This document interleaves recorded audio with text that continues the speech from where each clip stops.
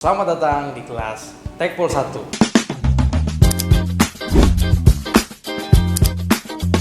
Pada hari ini kita akan belajar terkait dengan pencegahan kejahatan. Tapi ini adalah versi komedi dan juga edukatif. Tenang, film ini bukan tentang kriminal. Aman kok nontonnya. Di sini kita tidak cuma belajar tentang teori, tapi di sini juga kita akan belajar tentang praktiknya. Betul banget. Kita belajar teori dan praktek. Selain itu juga ada model, pendekatan, dan ada kebijakannya juga. Jangan khawatir, gak bakal bikin ngantuk deh. Soalnya semuanya full komedi. Yuk kita mulai.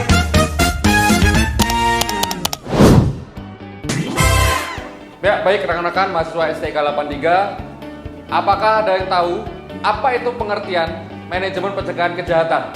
Kalau menurut saya, manajemen pencegahan kejahatan itu adalah di mana polisi dan masyarakat itu bareng-bareng bikin hidup aman aja sih menurut saya. Ya, bisa dijelaskan? Manajemen pencegahan kejahatan bisa kita ambil dari teori FOAK yang dikemukakan oleh George R. Terry, yaitu P-nya planning, O-nya organizing, E-nya actuating, dan terakhir C-nya adalah controlling. Kalau menurut saya planning itu nonton bola, organizing itu sambil ngemil, actuating itu makan, controlling itu timbang badan. Betul nggak sih? Kalau itu FOAK menurut kamu Rizky Akbar di dalam kehidupanmu. Cuma yang kita tegaskan dalam teori ataupun pengertian manajemen kejahatan, yaitu POAK adalah secara harfiah, P adalah planning atau perencanaan, yaitu ketika kita kegiatan harian itu bisa kita jabarkan kepada Rengiat. Ketika dalam operasi kita bisa jabarkan atau tuangkan dalam red op. Kemudian O yaitu organizing. Dalam bahasa Inggrisnya atau istilah lainnya adalah the right man in the right time ataupun in the right place. Artinya apa? Kita menempatkan personil kita atau sumber daya manusia kita sesuai dengan tupoksi maupun keahlian mereka. Kemudian A yaitu actuating. Setelah kita merumuskan rencana kegiatannya, kita menempatkan posisi-posisi orangnya, kita laksanakan apa yang sudah kita rumuskan. Kemudian yang terakhir adalah C, controlling. Controlling adalah pengawasan. Apa yang sudah kita tetapkan di dalam perencanaan, itu kita melakukan pengawasan dan pengendalian. Apakah sudah sesuai dengan tujuan atau harapan kita dan sudah kita tetapkan di awal. Kalau misalkan kita belum, kita bisa kontrol maupun evaluasi untuk kebaikan ke depannya. Begitu ya, Rizky Akbar.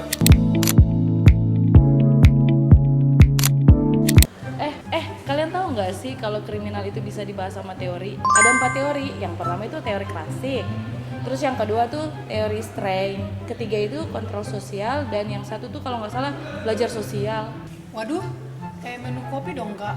Ada kopi susu strength, es kontrol sosial, cappuccino sosial. Emang gitu kak, kalau gitu saya pesan satu deh kak, kopi susu strengthnya satu. Bukan itu dang, teori klasik itu orang itu sadar kalau dia mau mencuri. Misalkan dia mau curi motor nih, ya dia sadar dia mau curi motor itu, makanya dia mencuri.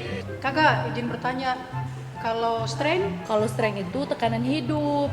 Jadi kayak dia melakukan sesuatu itu, dia mau mencuri itu memang sudah punya niat. Karena tekanannya dia itu terlalu banyak gitu. Oh, iya sih, ngerti. Kalau kayak gitu, kayak tanggal tua nggak sih? Stres, dompet kosong, solusinya ya ngutang nggak sih? Bukan maling. Iya juga. Nah, kalau teori sosial kontrol itu gimana kak?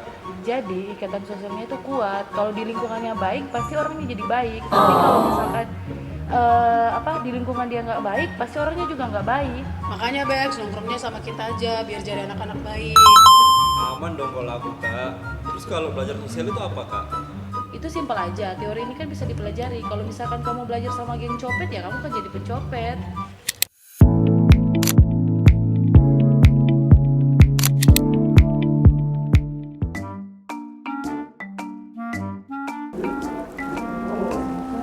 Selamat malam bapak-bapak semuanya.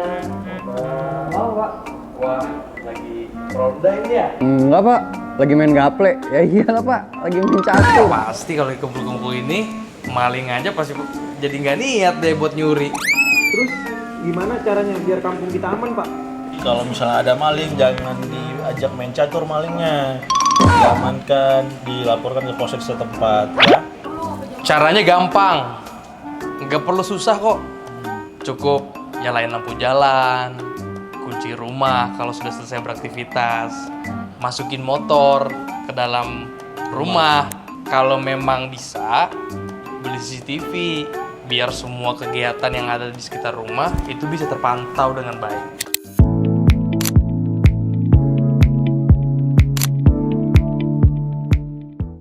Apa ini? Nongkrong aja nih Pak. Ya, Nongkrong, ini nongkrong sehat atau nongkrong yang aneh-aneh nih? Ada udang di balik bakwan nih ya.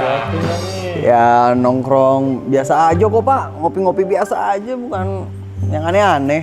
Jadi jangan kebanyakan ngopi, nanti overdosis kafein loh. Sakit. Aman Pak. Pak, tapi polisi sering razia. Kok nimbrung ke sini Pak? Nah, Iya, tapi kan banyak jenis-jenis rajiannya. Kalau yang sekarang kita lakukan itu adalah pencegahan kejahatan sekunder. Jadi yang namanya kejahatan itu tidak mesti salah dulu baru ditindak. nice. Razia curhat Pak. Bukan raja curhat deh. Saya mau dong Kamu lapor udah ada gitu, aja ini Pak. raja percintaan. Beda. Undang-undangnya beda. Undang-undangnya itu. beda. Kalau raja percintaan itu nggak ada, tapi kalau terkait dengan kejahatan itu semua diatur dalam kitab undang-undang hukum pidana. Daripada kalian melakukan kejahatan, lebih baik kalian melakukan hal-hal yang positif kayak mancing, lari, Ikut tausiah agama. hal-hal yang menjauhkan kalian dari kegiatan-kegiatan negatif.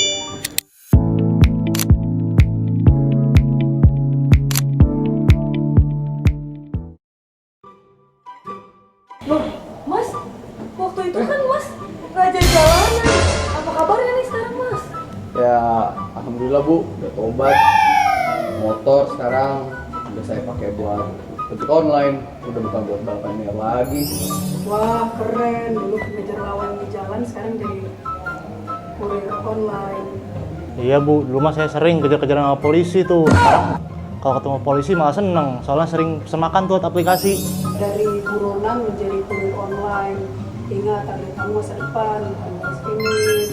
Wah, bisa jadi tagline ojek saya tuh. Dari balap liar jadi balap orderan, lebih halal dan aman. Yes! Nah, mantap tuh. Jadi kami juga jadi polisi itu ada juga namanya pencegahan tersier. Kamu-kamu ini Mas yang mantan geng motor, jadi kita untuk mengingatkan kembali supaya nggak balik lagi ke masa lalu.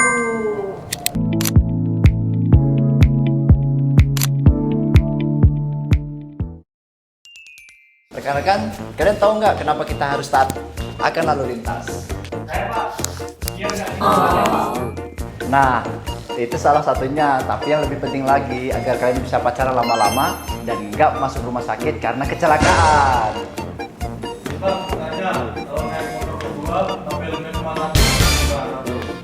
Nah, yang depan pakai helm, yang belakang pakai doa.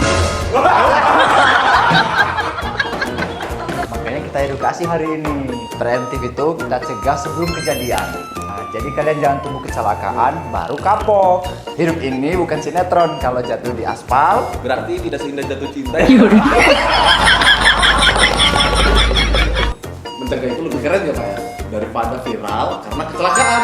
Tepat sekali, lebih baik viral karena prestasi daripada ditangkap polisi. Mantap.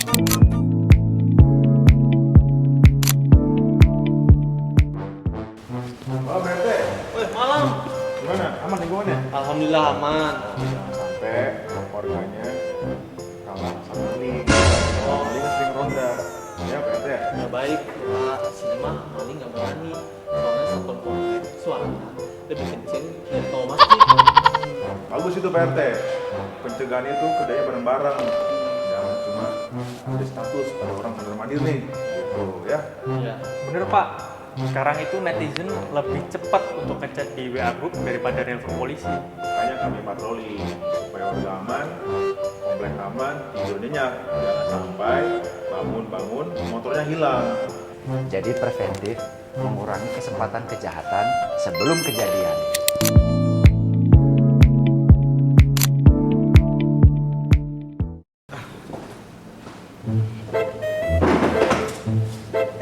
Pak, tolong bantu lah Pak, saya cuma amal 1 ayam doang Pak. Satu ekor ayam. Ya, tapi kan ayamnya jago lomba. Itu ayamnya lebih mahal loh dari harga motor kamu. Ya, kan saya kan cuma maling buat makan aja Pak, saya lapar Pak soalnya Pak. Intinya gini Pak, ya kalau Bapak lapar, ya ke warung lah. Jangan ke kandang ayam. Ayam itu buat dipelihara Pak. Ya, meskipun Bapak ngambil 1 ayam termasuk pidana itu Pak. Jelas nggak? Yes, Pak, ya, gimana ya Pak ya, nggak bisa diselesain kekeluargaan aja Pak. Kekeluargaan boleh, tapi keluarga ayamnya setuju nggak? Dan 1 ekor ayam doang dan saya makan. Tetep aja dong, kan ayam gua. Lu udah biasa ngopi sama gua, masih aja diambil ayam gua. Ada apa nih Pak Andri? Siap, dan siap dan Jian. Ada maling ayam dan Dan.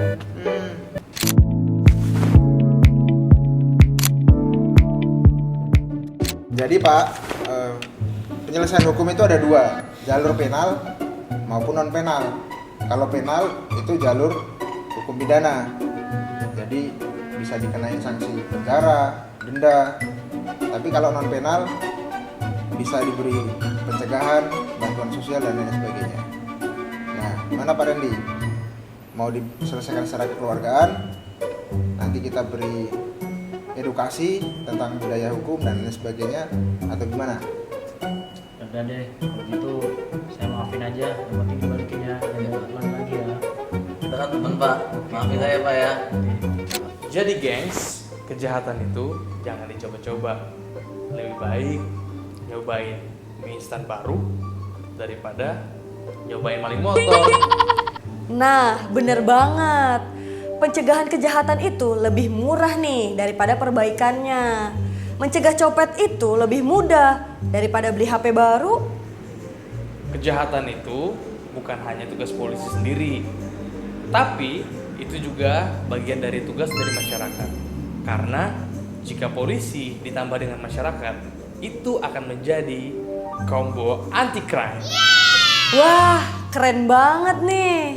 Makasih ya udah nonton video ini. Semoga dengan video ini kita semua akan sadar dengan hukum. Dan jangan jahat-jahat ya, nanti jadi repot sendiri. Polisi dan masyarakat bersatu, cermat, gerak.